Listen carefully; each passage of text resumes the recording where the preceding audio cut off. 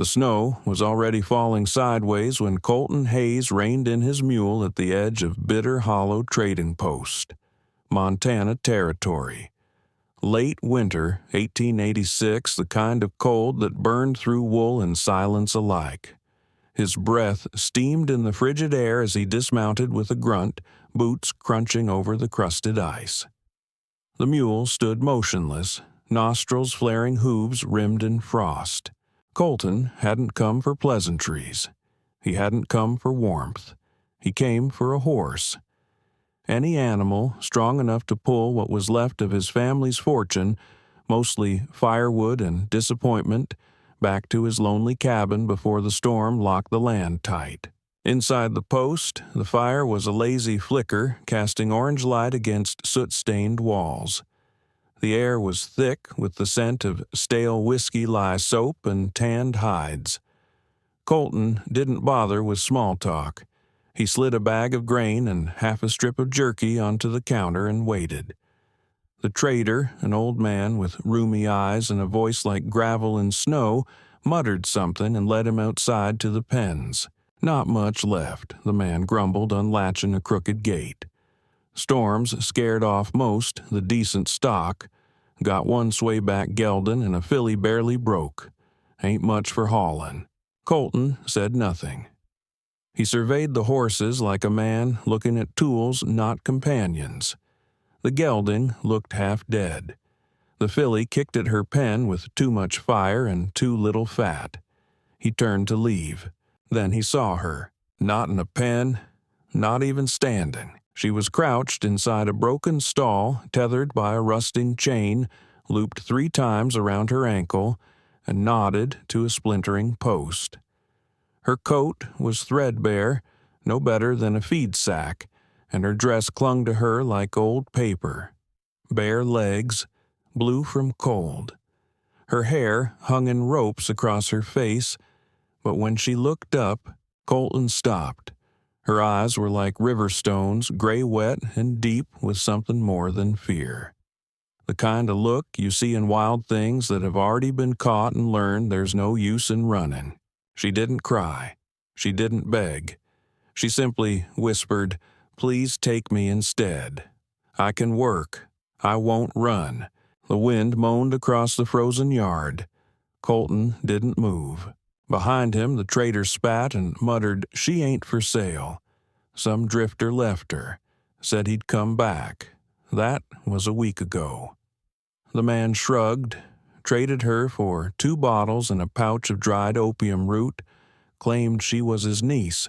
Colton turned. "What's his name?" Didn't ask, didn't care.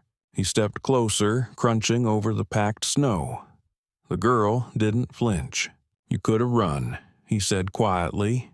She nodded. "I know. Why didn't you?" Her voice cracked. "Know where to go." Colton looked at the trader. "How much for the swayback and her?" The man sneered. "You serious?" No answer. Just the weight of Colton's eyes. The trader scratched at his neck.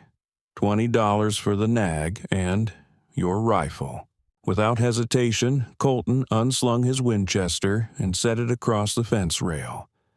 The trader muttered something about madness and cut the chain. "She's yours. God help you." The girl didn't move until Colton held out his gloved hand. She stared at it for a long beat. Then, as if pushing against everything that had ever tried to own her, she reached forward. "My name's Willa," she whispered. He nodded, Colton, and together they walked back toward the sled, not as savior and saved, but as 2 people with nowhere else to be. The ride home from Bitter Hollow was long and bitter, the kind of cold that settled deep in the chest and stayed there. Willa sat stiffly on the sled knees pulled tight to her chest beneath the rough quilt Colton had tossed her way. Every jolt of the trail sent shudders through her bones. But she didn't complain. She'd learned silence was safer than speaking. Her breath came in soft clouds lost quickly in the winter air. Colton said nothing. He hunched forward over the reins, his coat flapping at the edges. The old mule grunted as it pulled them up the incline, hooves slipping occasionally on the packed snow. Trees leaned in from either side of the trail like dark sentinels, their branches heavy with frost, casting thin shadows under the early twilight. When they reached the ridge overlooking his land, the homestead looked like a sketch against the backdrop of mountains. Gray wood, a sloped roof half buried in snow smoke, curling faintly from the chimney. Willa stared at it, unsure if this was a place she would sleep one night or a cage in a different shape. Colton hopped off the sled and walked to the mule, untying the rope and leading it toward the lean-to beside the stable. He didn't say a word to her, didn't offer a hand this time, just left the sled behind as if trusting she'd follow. Maybe he knew better than to push. Willa eventually stood, her legs stiff, her fingers aching from the cold. She shuffled toward the door, her steps, cautious eyes scanning everything, the window, the roof line, the empty fields beyond the cabin. No signs of other people, no other tracks. That brought a strange mix of comfort and dread. Colton opened the door, letting warmth pour out into the blue dusk. The fire in the hearth flickered low, casting golden light across the wooden floorboards. Inside was modest a small iron stove, a pine table with 2 chairs, shelves stacked with jars of flour and beans, and 2 cots along opposite walls. One looked lived in, the other not. "That one's yours," he said, motioning to the smaller bed. She hesitated in the doorway, her body already halfway tensed for something. An order, a stare, a grab, but none came. Colton walked to the stove and lifted the lid on a kettle. The smell of onion broth and meat hung in the air, simple, filling, real. He ladled some stew into a tin bowl and set it at the table. Then he poured a second serving for himself and sat without another word. No invitation, no gesture, just a place set and food. Willa stepped inside slowly, like the floor might collapse beneath her. She slid onto the empty chair and stared at the bowl steam curling into the air. The first bite nearly made her gag, not from taste, but from how much it reminded her she was still alive. She hadn't tasted warm food in weeks. They ate in silence, 2 people with too many ghosts and not enough words. Every movement from him was slow and deliberate, no sudden gestures, no glances that lingered too long. After they finished, Colton set his spoon down and added a new log to the fire. The cabin filled with a fresh crackle and the scent of dry pine. Then he turned to her and said just one thing. "No one touches what ain't theirs. And you ain't anyone's." Willa froze. The words hit her harder than a slap. She couldn't remember the last time someone said something like that, or if anyone ever had. Her eyes burned, but she didn't cry, not yet. She wrapped her arms around herself and nodded just barely. Colton didn't linger. He walked to his cot, sat down, unlaced his boots, and lay facing the wall. Within minutes, the only sound in the cabin was the pop of firewood and the low moan of wind against the shutters. Willa sat at the table long after her bowl was empty. She looked at the second bed, at the folded quilt waiting there. It didn't look like a trap. It looked like a choice. Eventually, she crossed the room and sat on the edge of the cot. Her whole body trembled, not from cold, but from the memory of nights when sleep was never safe. She buried her face in the quilt and cried, not loudly, not with sobs, but with the quiet grief of someone who had learned to make no sound even in pain. She cried until the shaking stopped, until the fire dimmed low, and still he did not come near. That, more than anything, told her maybe, just maybe, she'd made it somewhere safe. The blizzard struck 2 nights later, sweeping down from the Bitterroot Peaks like a curse. Colton had seen storms like this before back during the winter of '81, when 3 men froze before the sun came up. But this one was meaner, louder, twisting through the valley with a shriek that tore through the pine like a saw blade. He was out by the woodpile when it started straining against the wind as he dragged the last tarp over the logs. Snow was already knee-deep, blowing sideways. Inside the barn, the horses were spooked, snorting, kicking at their stalls, eyes rolling with panic. He moved from gate to gate, latching each door with frozen fingers, his breath coming in puffs that vanished as fast as they formed. Then the sound hit sharp, thin, and high. Not the scream of wind or the creak of timber. It was a cry. Colton spun, squinting through the snow. At first he saw nothing, then movement, a flash of dark fabric against white. "Willa," he shouted, but the wind ripped the name from his throat. She was barefoot coat, flapping open hair streaming wild behind her, running, toward the trees, toward the ravine. Colton's heart stopped cold. He lunged forward, boots slipping in the snow, stumbling as he ran after her. By the time he reached the edge, Willa was already on her knees, half buried in a drift beside a frantic young mare. The horse's hind leg was caught in the roots of a fallen sapling. It screamed shrill and wet with panic. Willa pressed her body against its flank, whispering nonsense, her voice barely a breath. She wasn't trying to be brave. She was just trying to help. Colton dropped to his knees beside her hands, already numb, and worked to loosen the twisted limb. The shrub had wrapped around like iron. Willa clawed at the ice with bleeding fingers, sobbing, now not for herself, but for the animal. When the leg came free, the mare bolted forward with a wild snort, stumbling but upright. Willa swayed. Colton caught her before she hit the ground. She was light, too, light arms, limp dress soaked through. Her skin was like ice, and her lips had already turned blue. He didn't speak, just ran. Back across the field, through the white blur, kicking open the cabin door with a booted foot. He laid her by the fire and stripped the wet clothes away, working quickly without shame or hesitation. Quilt after quilt, he wrapped her up, muttering under his breath. "Don't go. Not now. Not like this." The fire was built high, blazing hot. He boiled herbs in a tin pot, mint willow bark, and the last of the fever root he'd been saving.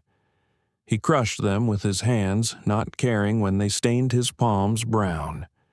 He spooned broth between her lips, drop by drop, wiping sweat from her brow with his shirt sleeve. She burned with fever for 2 days. Colton never left her side. When her skin turned slick with sweat, he cooled it with damp cloths. When her breath rattled too low, he whispered to her, "Not stories, not prayers, just steady, solid things. You're safe. It's all right now. I got you." He didn't speak to God. He hadn't for a long time. But he watched every rise and fall of her chest like it was the only thing left in the world he believed in. At the gray edge of the third dawn, Willa's eyes fluttered open. The fire had settled into glowing embers. Wind still sighed against the windows, softer now, like the storm had cried itself out. Colton was asleep beside her, slumped in the chair, hands still wrapped around hers. His face was pale beard, thick shoulders sagged. She stared at the hand holding hers, rough-scarred, steady. Not the hand of a hero, the hand of a man who refused to let go. Her voice cracked like paper. "Why did you really bring me here?" He stirred.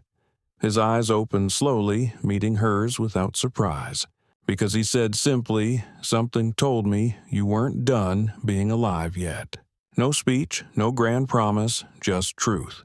Willa blinked, and the tears came, not frantic, not loud, but deep. The kind that rise from a place long forgotten. A place that had dared to hope and been turned away too many times. He didn't try to hold her, but he stayed. He stayed, and for the first time she thought maybe she could too. The snow hadn't yet melted when the past came riding in on a swayback horse bottle in hand and bile in his voice. It was mid-morning when Willa first heard it. Hoofbeats sloppy and slow, the rhythm uneven like someone too drunk to hold a saddle. She was folding linens near the hearth, fresh from drying on the line when the sound reached her. Her fingers froze. Her heart tripped. Colton was in the barn, tending to the tack. Willa walked to the window cautiously, almost unwilling to believe what her bones already knew. There he was, her stepfather, Earl Clayton, the same man who had traded her like a sack of grain, now slouched over a mangy gray gelding, his coat-ripped face half-frozen bottle swinging in his grip like a club. His breath fogged the air in thick clouds as he rode up to the gate and stopped with a slurred shout. "You got something of mine, ranch boy." Willa backed away from the window. "No," she whispered. "No, no, no." Her legs trembled as she reached for the door mouth open to scream, but the words caught. Her throat clamped shut. Her body remembered too well. The fists, the nights, the rope. Outside, Earl dismounted with a grunt and stumbled toward the cabin. "You hear me?" he yelled, voice cracking like a whip. "You stole what's mine. That girl owes me. I fed her. I kept her warm. She's mine." The front door burst open just before he reached the steps. Colton stood in the frame rifle, cradled in his arms, eyes unreadable. "You're not welcome here," he said. His voice was steady, quiet, dangerous. Earl squinted, peering past him toward the window.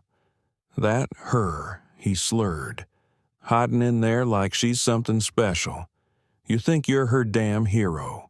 He took a step forward. Colton didn't flinch. He raised the rifle. "You touch her, you bleed," Colton said flatly. "You speak her name, you die." Earl blinked, then laughed. A broken gurgling sound full of rot and hate. "She's mine," he snarled, pulling a hunting knife from inside his coat. The gunshot came fast. Willa dropped to the floor behind the door hands over her ears, heart slamming against her ribs. Outside, Earl howled, collapsing into the snow. His leg was bleeding red, spreading across the white. He tried to crawl, swearing, dragging himself backward. Colton walked forward with the quiet calm of a man who had done this before. He grabbed Earl by the collar and hauled him through the snow like a sack of trash. The older man swung once, weak and wild, but Colton ducked it, then cracked the butt of the rifle across his temple. Earl slumped out cold. Willa crept out from behind the door, barefoot, still shaking. She watched in silence as Colton tied the man's hands, slung him belly down across the saddle like a broken log, and walked toward the fence. There he picked up a charred piece of wood and scrawled on a board nailed to the gate, "No one owns anyone." He hammered it in place with the hilt of his knife. Then he turned to Willa. Their eyes met across the yard. She didn't flinch. He didn't reach for her. He just nodded. "I'll take him into town. He won't be back." Willa's breath caught. Not from fear this time. From something else. Something quieter. Stronger. She stood straighter. Her arms dropped to her sides. She watched as the man who had once claimed her was carried away down the road that had brought so much pain, and beside her stood someone who had made sure it never would again. That night, the world held its breath. No wind howled. No snow fell. The cabin stood like a single ember in a sea of black trees. And inside, two people sat quietly by a fire, not speaking, not touching, but not alone. The storm had passed, but something else had taken root, something like freedom. The firelight was soft that night, flickering like a heartbeat. Willa sat on the old bench near the hearth knees, drawn up a mug of broth warming her hands. The heat seeped through her fingers, but her thoughts were cold. Not the cold of winter, this was the chill of memory. Colton sat across from her elbows on his knees, jaw set tight. He stared into the flames like he could read something in them. Maybe he could. The lines on his brow seemed deeper tonight, more carved like he'd lived 1,000 storms in a single week. Willa spoke first, her voice low, barely louder than the logs cracking. "Do you want to know what I thought that first night?" He didn't move, but his eyes shifted toward her. That was enough. "I thought about running," she said, her smile bitter empty. "Even barefoot, even through snow, just away." Colton didn't answer, didn't offer comfort. He waited.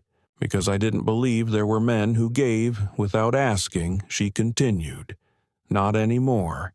Maybe not ever." She looked down at her mug, then out the window. The darkness pressed against the glass like old regret. "I even tried once," she said, "before you. There was a bridge near the place they kept me. Not high, just enough." She hesitated, her throat tightening. "I stood there for hours, cold, barefoot, wind in my teeth, but I didn't jump." Colton's face didn't change, but something in his hands shifted, a slight twitch, like his body had heard the words even if his mouth couldn't reply. "Do you know why she asked?" He shook his head once. "Because I thought even death might not want me, might spit me out." Her voice cracked but didn't fall apart. "I was already too used up, too filthy. What was the point of dying if I wasn't even worth that?" She didn't cry, not in the usual way. Her eyes were wet, but it was the kind of weeping that happened without sound tears from a version of herself she had almost left behind. Colton finally moved, slowly, like it hurt. He reached into his shirt and pulled out a thin chain. At the end of it hung a bullet, flattened, scored with years. "This one went in right here," he said, tapping his ribs. "Vicksburg, Union line. My brother shoved me behind a crate, took the second one in the neck, died right there in the mud." Willa didn't speak. She didn't move. She just watched him like she was seeing something secret. "I stayed," he said. "Didn't want to. We always said we'd ride home together, or not at all." His voice was hoarse now, his eyes not on her, but the fire again, like he couldn't quite bear to be seen. Silence pressed in. Then Willa whispered, "But you didn't die." "No," he said, "I didn't." He looked up, met her gaze. "I do," he added softly. She blinked, confused. "You do what?" He opened his hand between them. "Want to live." Willa stared at the hand. Calloused, still, no pressure, just there. Then, almost shyly, like she was touching fire. For the first time, she set her hand in his. Their fingers didn't tangle. They didn't clutch. They rested.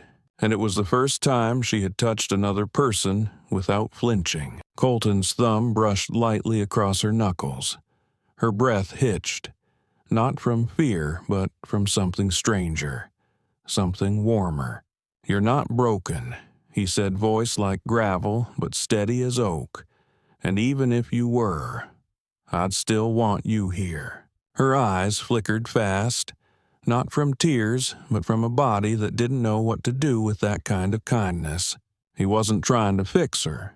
He wasn't saving her. He was staying. He saw the cracks, and he stayed.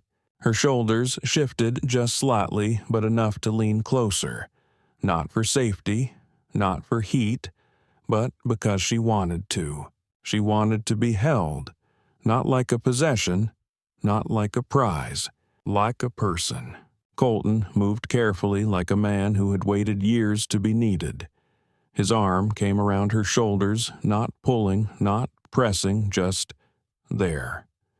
She settled beneath his chin, her breath finally slowing. The fire kept burning low and steady. They weren't healed, but they were here, and that, for the first time, felt like enough. Spring came slowly that year, like someone testing the floor before stepping into a room. At first, it was just the sound, drips from the eaves melting ice sliding off the roof, the creak of wood as the ground thawed beneath Colton's boots. Then color returned in soft, stubborn patches, green shoots poking through the frost moss thickening on the stones behind the barn. Willa woke one morning to the song of a meadow lark. She sat up in bed, the quilt pulled at her waist, and listened. Not a crow, not the eerie silence of a storm, a real bird, singing. It felt like a note written just for her. That day, she helped Colton rebuild the corral. The old one had collapsed under the storm's weight like so many other things that winter. Now, in the pale sun and warming earth, they began again. She wore one of Colton's old shirts tied at the waist with a strip of cloth. Her hair, longer now, was tied loosely at the nape, and she didn't try to hide it. Dirt smudged her cheek, and she didn't bother to wipe it away. Her hands were calloused, her arms stronger. She didn't feel pretty. She felt real. Colton watched her work, not to correct her or command, but with the quiet awe of someone who had seen a person choose to keep standing over and over. He leaned on the shovel, squinting toward the hills. "You ever learn to ride proper?" he asked. She shook her head. Wasn't allowed. He nodded once. "Then we start now." She didn't answer right away. Fear curled in her gut. She'd run before, but always on foot, always as prey. But now he was offering her something else. Not an escape, a skill, a choice. "Every person should know how to move through this land on their own terms," Colton said. That afternoon, he brought out the brown mare, the same one Willa had saved in the storm. The horse still had a slight limp, but trusted her.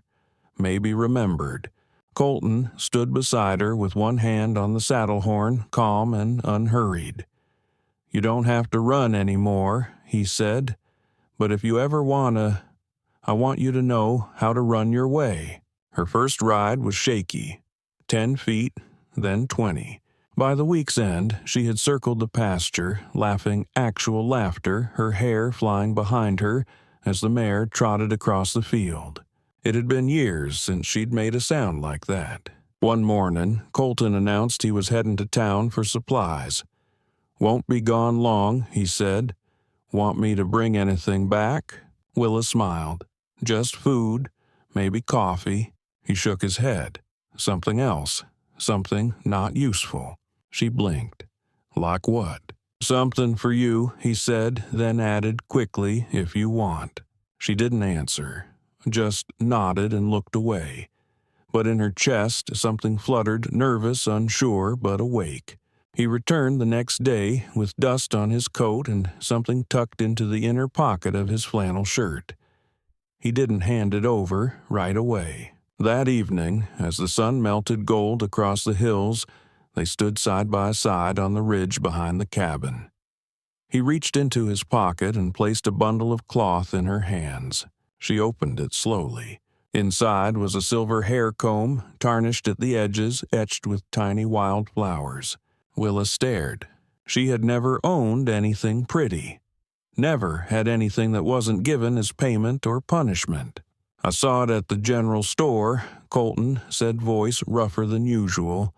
"It ain't new, but no one ever paid for it with you. It's just yours." Her fingers trembled as she lifted it. The metal was cool real. She turned away slightly, ran it through her hair, and tucked a lock behind her ear. Then she looked at him. "I've never belonged to anything good," she said quietly.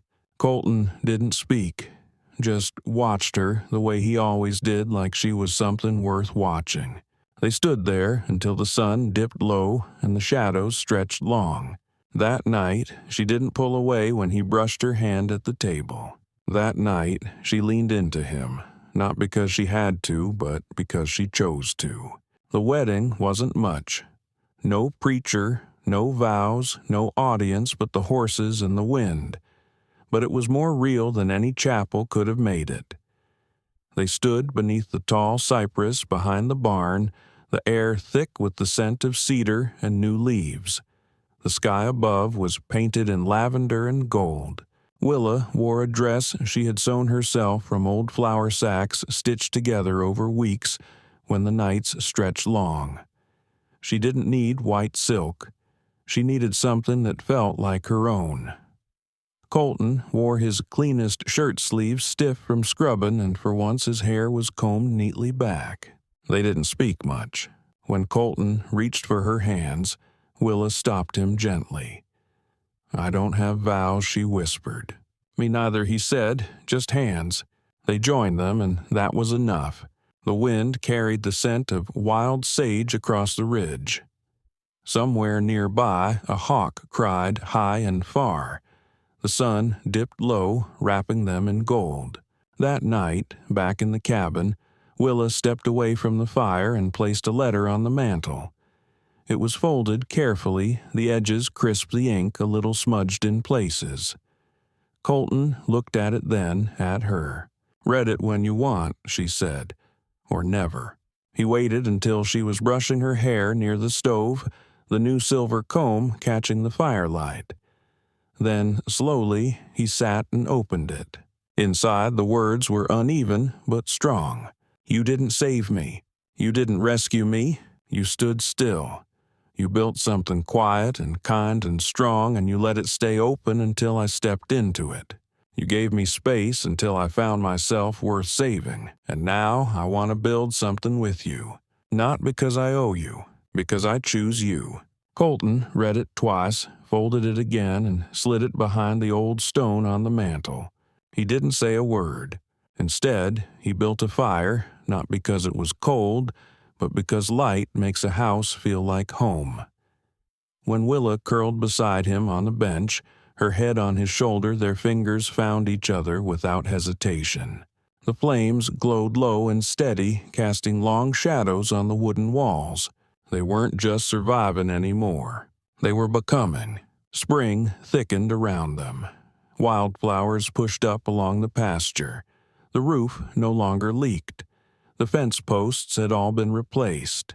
Sometimes laughter echoed from the cabin, tentative at first, then full fearless. One afternoon, while Willa was trading eggs for flour at the road's edge, a traveling peddler pulled up his cart and squinted. "Ain't you that girl from last winter?" he asked, voice too loud, too careless. "The one chained up behind the pens, sold for a bottle," they said. Willa flinched, not in shame, but from the memory, the old cold sting of it. Colton was nearby, tying down sacks of feed. He looked up and answered before she could. "She was," he said. "Now she's my wife." The man blinked, muttered something, and moved on. Willa stared at Colton. He didn't look at her. He just finished tying the rope steady shore, like he hadn't made a statement, just told the truth. They never spoke of it again. But that evening, when the stars were starting to appear and the night air smelled of warm grass and pine, Willa leaned her head against his shoulder and whispered, "You didn't have to say that." "I know," he said, but he had. And that made all the difference. Some love stories aren't about rescue. They're about presence, about standing still long enough for someone else to believe they're worth stepping toward. Colton didn't save Willa. He didn't have to. He simply saw her, really saw her, and stayed. Gave her space until she remembered how to breathe. Held his hand out and waited until she was ready to take it. And Willa, she chose to reach back. If your heart stirred when she first whispered, "Please take me instead," or when Colton hammered, "No one owns anyone," into the wood, then this wasn't just a story. It was a reminder that healing doesn't happen in grand moments. It happens in quiet ones. In the fire built just to feel warm. In a silver comb. In a letter left on a mantel. And in two hands that finally rest together without fear. If this story moved, you share it with someone who believes in quiet love. Comment below. What was your favorite moment? What line will you carry with you? And don't forget to subscribe to Whispers of the Wild West. Because some love isn't thunder, it's embers, and they burn forever.